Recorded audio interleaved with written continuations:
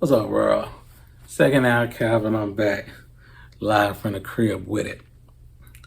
But before we get to this good shit, let me be the first to say anything that we may have allegedly done back in the old days, nothing good came out of none of that shit.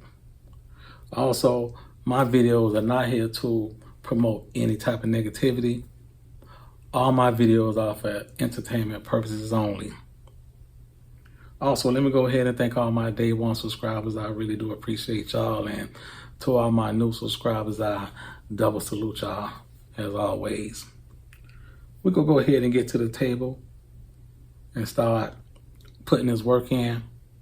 Today's video is called Karma in Zone 6. I want to go ahead and dedicate this video to my dog, Terrell, aka Tebow. That's my nigga right there. I mentioned Tebow in a few of my other videos, and Tebow, he kind of came up in the second generation of Alley Boys, and I can't talk about the second generation Alley Boys without talking about the first generation. Me and my dog, we come up in that first wave, that first generation of Alley Boys over there on 43rd and 16th. I know I probably mentioned that a time or two in my other videos. Every time I talk about that first wave of Alley Boys, I gotta mention my dog Blade. That's my day one right there. One time for Blade. Gotta talk about Nick. Gotta say one time for Frank, big man Frank. Gotta say one time for Red and Joe Wisby, and gotta say rest in peace to Spoon. One time for Spoon, and gotta say rest in peace to Ma Couch. That was my nigga right there. And then I gotta give a shout out, to the Parkers over there on 44. But like I say, you can't talk about the first generation without talking about the second generation, and vice versa. And we talking about the second generation, you gotta shout out my nigga he from Richmond Heights. Gotta say one time for Stan, aka Raw. One time for Varus, that's my little homie right there. One time for Tron. Rest in peace to Tron, man. Red Alley Boy soldier right there. Gotta say one time for my little dog, Lil T, Terrence. So, when I mention them, I gotta top it off with my nigga, Bo, aka Terrell. That was my nigga right there. So I'm gonna go ahead and dedicate this video to my nigga Tebow. So we gonna run this thing back to 1989, and I'm gonna give y'all a short of it right quick. In 1989, y'all are probably familiar of, why we left and how we left. Well, in 1989, y'all already know we was going through something with some brown sub niggas over there. And, coincidentally, around about the same time we was feuding, going to war with them niggas, my dog cousin, her boyfriend came down from New York, and, yada, yada, yada. He painted us a picture about New York, this, that, and the third. He not knowing what we going through with them brown sub niggas. But the picture he painted us, it kind of all made sense and kind of, really convinced us to leave, which kind of was like right on time. But anyway, the play we put together with the brown sub niggas, it didn't pan out, but our mind was already made up. Okay, we gonna hit these fuck niggas up and we go leave. That didn't work out, but we left anyway. Okay, so by my dog cousin and her boyfriend, they left the crib in like 1984 and 1985. So when they left and went to New York, they instantly jumped on the uncle line, who I always speak about, who was getting all his money. They went to New York, got on his line, and he started putting them on the road. They was ripping the road back and forth. So I say that to say this. A buddy who came down, he can rip the road with his eyes closed. He knew everything about the road, all the little shortcuts, this, that, and the third, going through Tifton, I-95, the Turnpike, 75. He knew everything. So he gave us the play. He was like, okay, well, this is what we need to do. He was like, man, since, I got all the credentials, y'all give me the bread, I'm going to go ahead and rent a U-Haul. Because back then I think I had restrictions or something like that. Because I was like 18 at the time, and my nigga was 17 at the time. So Buddy, he had the license, the credentials, and all that. We give him the bread, he go rent a big ass U-Haul. So he get the U-Haul. All the sack we had, he put all the sack together, and he stashed it in the back of the U-Haul somewhere. So now, as he telling us, okay, yeah, man, it gonna take us like at least 27, no more than 28 hours to get from the crib to upstate New York. So we were like, okay, shit, but we ready to go. You know what I'm saying? Because, all through the years we heard about all out of town stories from like a lot of our niggas from out all the projects, how they been was going, hit the road since 1985, so we ready to get to it. So now before we leave, the spot he pick us up from, because my dog at the time, him and his sister was staying in the sub. The same area where we was going at it with them brown sub niggas. But in these particular apartments, like I mentioned before, it was $1 million spot, base butter and cents. The same apartments where, rest in peace, the rapper Wavy Navy, the same apartments he was from. In just 40 years prior, it was $1 million drug spot. So the weed spot that was in these apartments was called Confo. Some Jamaicans had it. So, and my nigga Spoon and my nigga Heavy, they was down with these dreads at the time. One time for my nigga Heavy, one of the original Alley Boys also. So in this spot, they had the Confo weed. So Buddy, who came down from New York, of course, he smoked and everything, especially we finna jump on the road. He wanted to cop some weed. So we went on ahead and copped the nigga a whole bomb of weed. And, back then, a bomb, the bomb was $100 and it had 20 bags in every bomb. And, back then it wasn't Czar and gas and loud how they got today. It was just regular backyard boogie or homegrown. But, it was smoking, according to, all the fucking bread that Jamaicans was making off this shit. But anyway, we caught him a bomb of weed and we jump on the road.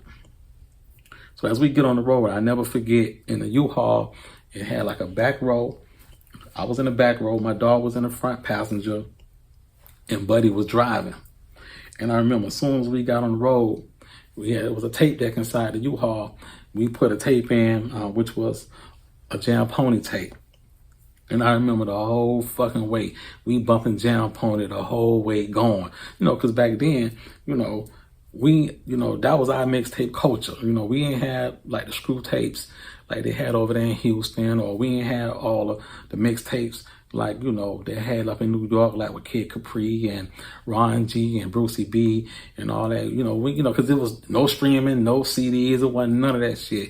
We strictly had to work off the tape decks. We'll, go to the flea market like every week back in the days, and we'll go to all the tape stores in the flea market. And back then at USA, in the tape stores, they had all your favorite tapes on all these white flash cards, and they have like rows and rows of flash cards, but it was taped. They had like 20 flash cards taped together in long rows, and they had all the Jam Pony, they had all the ghetto style DJ tape, they had all the Disco Dave mixtapes, and you could just pick what you want. So that used to be our thing back in the day, to go to the flea and get all the latest mixtapes.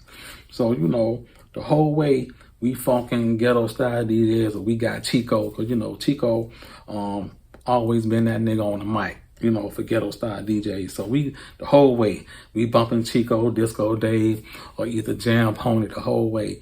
So, we going all through Florida, and then, we, cut through Georgia, and then we go the back way through, I think, Carolina, and then we go through Virginia, So as we going, the closer we get, we notice the colder it's getting. Now we Miami niggas, Miami is hot all year round. But, as we getting up in these mountains and everything, now we starting to see a little snow, because we got there and we left Miami like September 1989. It's still hot down in the crib. But the further up north we getting, the colder it's getting. Mind you, we ain't got nothing but short sets and all type of polo and, of course, clocks, Bally's and Elises. We ain't got no jackets and no winter gear. I mean, we shivering, we cold as fucking in U-Haul. We got the heat on blast. This nigga, while he driving, he laughing because he high as a kite. Me and my dog, we freezing. So as we going up through Virginia, we cut through Maryland, and then we get through Pennsylvania. We know the snow coming down real hard. But the closer we getting, the higher he is, and the more he talking about his girlfriend, which is my dog cousin. I mean, he blowing the whole way. The nigga ain't eat the whole way we was going. But me and my dog, we'll make a pit stop, to piss and get something to eat at the rest stops and all that. But this nigga here, he just straight getting high, Tanner Road. We got all type of sack in the U-Haul.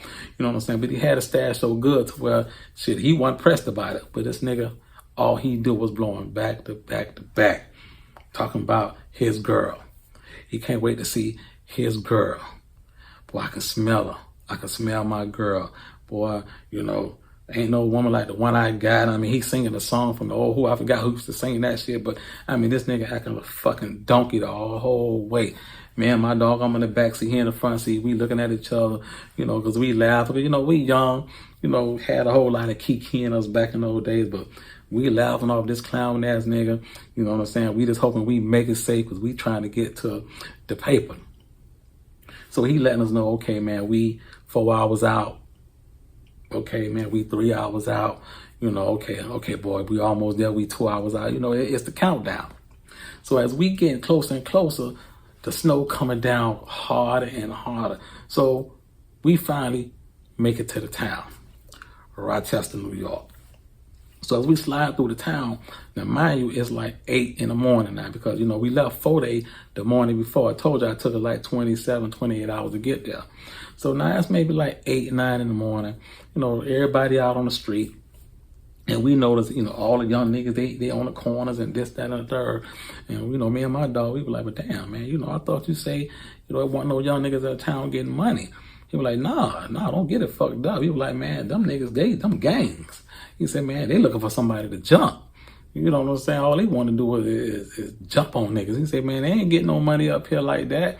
Like I said, me and my dog, we were surprised because we were like, we weren't really used to that. You know what I'm saying? I'm always tell y'all, fuck what the internet saying, fuck what y'all seeing on the internet now.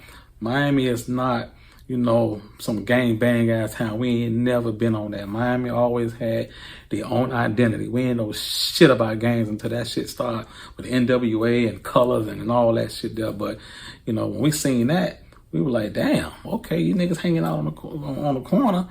Y'all didn't get no money. Y'all, y'all just doing that shit on GP. But he was like, man, it is what it is. Okay, so as we slide through the town, we seeing niggas everywhere, packed up on corners, just hanging on corners, not getting no fucking money. So as we sliding up this street, I never forget, the name of the street was called Dewey Avenue or some shit like that. So we getting closer and closer to his house, which he shared with my dog cousin, They've been together for years. So he was like, yeah, man, we're a few blocks away from the crib, man. He said, I can't wait to see my baby. I mean, you would think we already in the town now. We ain't really got to hear this shit no more. But this nigga was saying that shit since we left Miami all the way till we pull up to the front fucking door. But check this shit out. So as we slide and pull up in front of the house, we notice it's a car in front of the house. It's maybe like a Maxima or a Toyota, Corolla or some shit. I can't remember, but the car just looked funny as hell, man. The car had had a big ass. It was wide body. It just looked funny, but we knew it was like a Maxima or something. But they had just fucked the whole car. So me and my dog, we like, damn, what is that? So he was like, oh man, yeah, man, that's how they do it up here, man. But they were like, man, I wonder who fucking car this is in front of my house. So we had to squeeze in and kind of, park, but we facing the front door. And mine is like 9 o'clock in the morning now. So as we maneuvering and getting, finding a good parking spot, the front door open.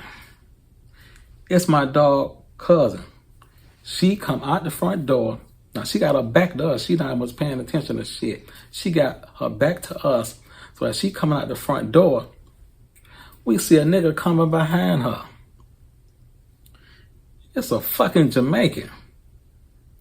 The dread come out the door behind her. They not even much peeping up. They must not, perimeter the whole area. They not 21 in the whole area. They so fucking all in each other's chest. They must not paying attention. He come outside and they go to fucking kissing and tonguing all on the front porch in broad daylight. Me and my nigga, we like, what the fuck? Now we looking at Buddy because the whole way, I can't wait to see my girl. I miss my baby. I can smell my baby. Oh, I can't wait to get there. This, that, and the third. Now we looking at him like, now what? So now when he get out the car and he slam the door, now, okay, the element is a surprise. She look up, she see him, the dread. He like, man, fuck him. Because obviously he already knew who the boyfriend was.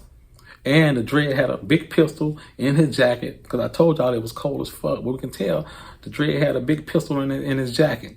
So, he's standing on the porch talking to her, with that one leg out. How them Jamaicans be posing, how they be standing. So he give her one more kiss, and then he walk off the porch, and get in his Maxima, and he drive off.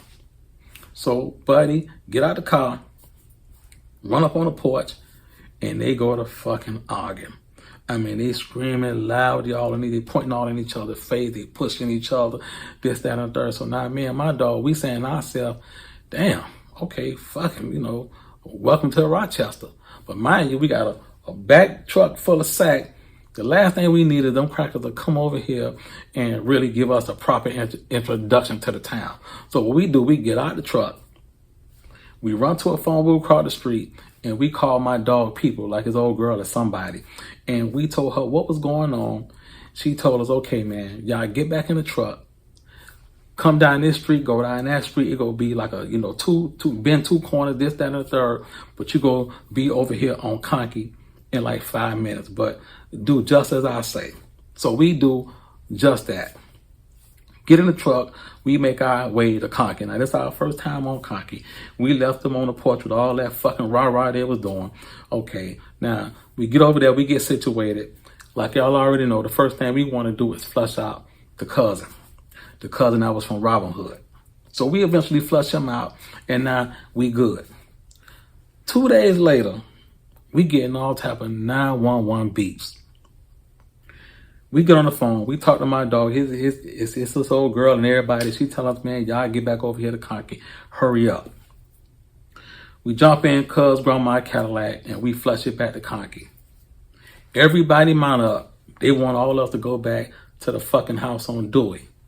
The first house, we got to when we first got to Rochester a few days before. Man, we get over there on Dewey and pull up to the fucking house. The whole fucking house is